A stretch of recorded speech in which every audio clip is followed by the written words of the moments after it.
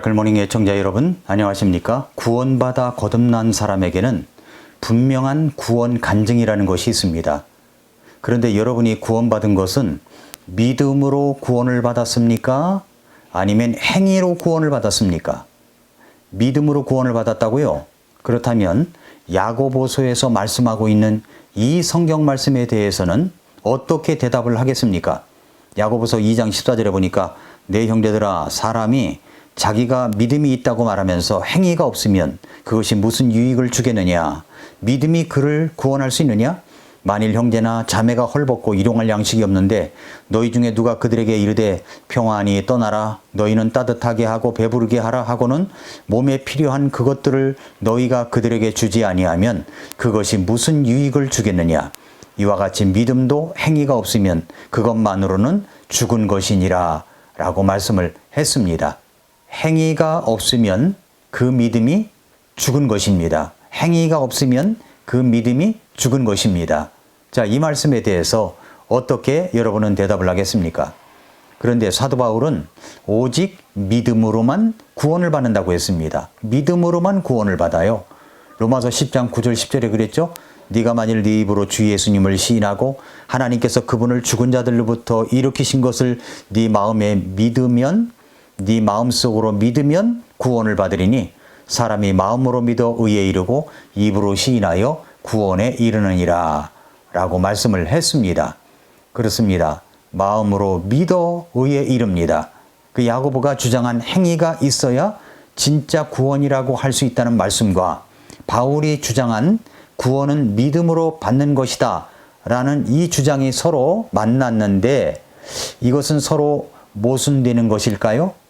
결론부터 이야기한다면 서로 모순이 되는 것이 결코 아닙니다. 관점이 다른 겁니다. 사도 바울은 구원받지 못한 사람이 하나님과 바른 관계를 맺기 위해서는 믿음으로 먼저 구원받아야 함을 강조한 것이고, 야고보서에서 야고보는 구원받은 사람이라고 한다면 자신이 믿음으로 구원받았다고 하는 것을 행위로 나타나야 하며 자신의 믿음으로 구원받았다는 것을 입증할 수 있어야 한다는 것을 강조한 것입니다. 사도 바울이 에베소서 2장 8, 9절에서 그랬죠. 행위에서 난 것이 아니니 이것은 아무도 자랑하지 못하게 하려 함이라 그랬죠. 행위에서 난 것이 아니라고 했습니다. 그런데 야고보는 야고보서 2장 14절과 18절에서 행위가 없는 자신이 구원받은 것을 보여줄 수 없다. 행위가 없이는 자신이 구원받은 것을 보여줄 수 없다고 말씀합니다. 어떻게 사람이 구원을 받을 수 있는가 하는 것에 대해서 로마서 3장 28절에서 오직 믿음으로 구원을 받을 수 있다고 하는 반면 야고보서 2장 18절에서 어떻게 사람이 자신의 구원을 보여줄 수 있는가? 그랬더니 그것은 오직 행함으로다 라고 강조한 것입니다. 그 사도 바울은 오직 믿음으로 구원을 받는다고 했는데 야고보는 구원하는 믿음은 믿음으로만 끝나지 않는다. 행위가 있어야 한다 라고 강조를 한 것입니다. 사도 바울은 행위로는 구원받을 수가 없다. 선한 행위로 구원을 받으려고 하는 사람은 모두 잘못된 것이라고 하였는데 야고보서에서는 구원을 받았다고 한다면 반드시 선한 행위가 나와야 한다. 구원이 마음속으로 이루어졌다면 행위로 그것이 나올 수밖에 없다고 이야기한 것입니다. 그러니까 지금까지 바울과 야고보가 그의 서신서들 속에서 이야기한 내용들을 이렇게 살펴보면은 서로 상반되는 것이 아니라 서로 보충하고 있다는 것을 느낄 수 있을 것입니다. 정말 내가 하나님 앞에 철저한 죄인이며 멸망으로 가는 죄인이라는 것을 알았다면 회개와 회심을 통해서 믿음으로 예수님을 구주와 주님으로 영접하여 구원을 받게 됩니다. 그렇게 구원을 받았다면 구원받은 표시가 나타날 수밖에 없다는 것입니다. 그것이 바로 선한 행위입니다. 행위로 구원을 받을 수는 없습니다. 그러나 구원을 받았다면 반드시 나타나는 것이 바로 선한 행위입니다. 제가 욥기 말씀을 전한 적이 있죠. 욥기 42편 6절에 보니까 이렇게 이야기를 했습니다. 그러므로 내가 나 자신을 혐오하며 티끌과 재 속에서 회개하나이다 라고 이야기를 했습니다. 내가 죄인인 것을 깨닫고 죄인의 구렁텅이에 있다는 것을 깨닫는다면 나는 내 자신을 혐오할 수밖에 없습니다. 얼마나 내 자신이 죄악덩어리였는지, 부끄럽고 수치스럽고 죄송하고 잘못했는지를 깨닫게 된다면 그 속에서 저절로 회개가 나옵니다. 그렇게 회개하고 회심하여 예수 그리스도를 믿고 구원을 받았다면 다시 그 죄악의 구렁텅이에서 놀고 있지는 않을 것입니다. 구원을 받았다면 이런 변화가 반드시 따라 나와야 된다라고 하는 것을 야고보서에서는 말씀하고 있는 것입니다. 구원받은 사람은 반드시 변화가 있습니다. 그런데 그 변화의 정도가 사람마다 차이가 날 수는 있습니다. 그러나 구원받았다면 반드시 변화는 있습니다. 우리는 오직 믿음으로만, 이 믿음 속에는 회개와 회심이 들어가 있습니다. 믿음으로만 구원을 받습니다. 구원받은 것, 의롭다함을 받았으면 그것으로 끝나는 것이 아닙니다. 반드시 선한 행위들이 나옵니다. 여기서 또 우리가 생각해야 될 것이 하나 있습니다. 그것은 여러분이 흔히 듣는 주제는 아닌데 주제권 구원이라는 것이 있습니다. 주제권 구원.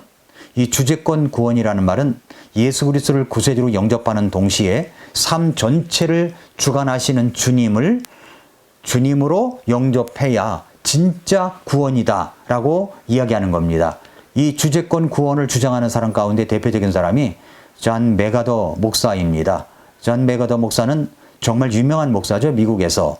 그의 책을 보면 정말 배워야 할 것들이 많고 교리적으로 튼튼한 분이기도 합니다.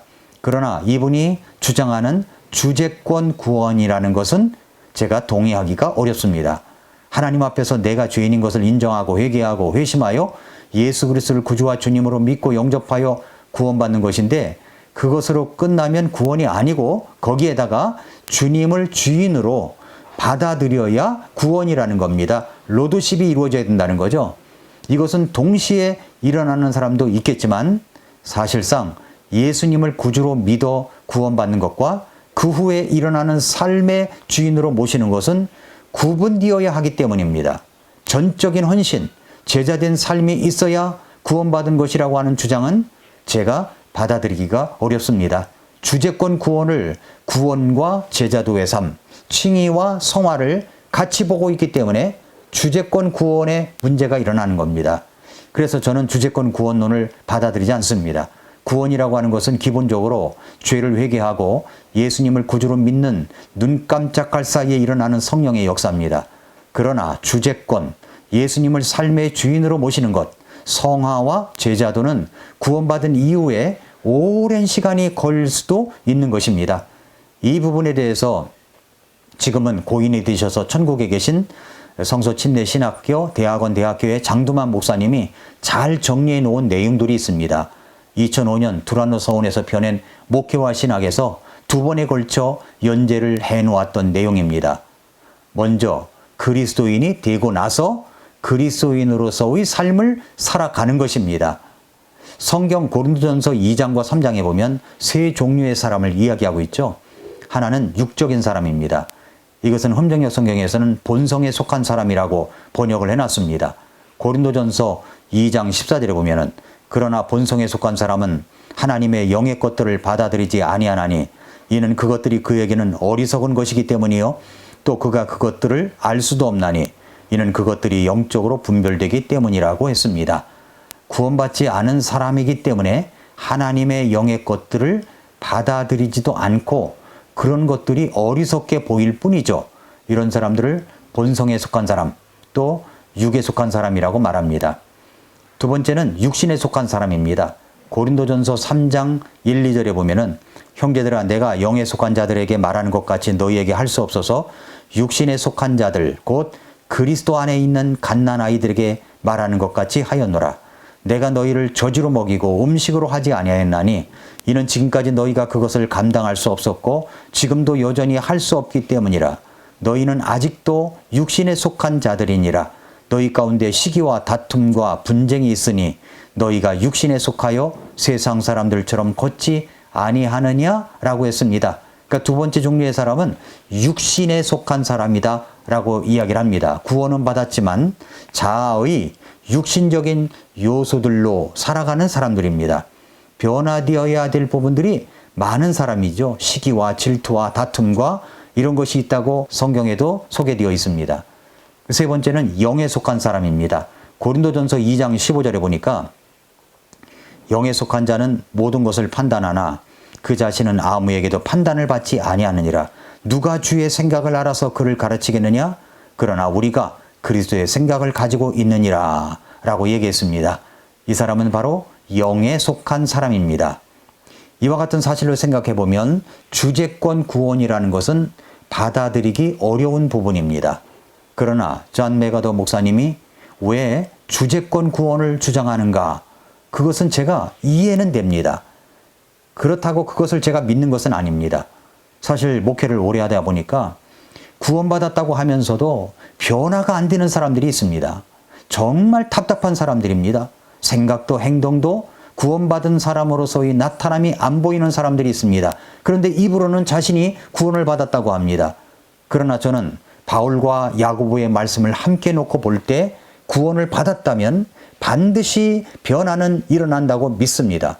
변화가 일어나지 않는다면 그 사람은 구원받지 않은 것입니다. 말로만 주여 주여 한다고 구원받는 것은 아닙니다. 믿음으로 구원을 받지만 구원받았다면 행위는 사람마다 차이는 있겠지만 반드시 따라 나오기 마련입니다. 그러므로 우리의 구원은 믿음으로 받는 것입니다. 그 믿음 속에는 회개와 회심이 그리고 믿음이 들어가 있습니다. 저는 주제권 구원은 믿지 않습니다. 예수님 믿고 구원을 받았지만 우리는 아직도 변화되어야 될 사람들입니다. 육신에 속한 모습들을 벗어버리고 영에 속한 사람으로서 분별력 있는 사람으로 우리는 살아가야 되며 성화되어야 될 사람들입니다.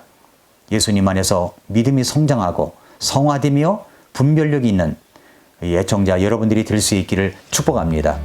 오늘도 미라클 모닝입니다.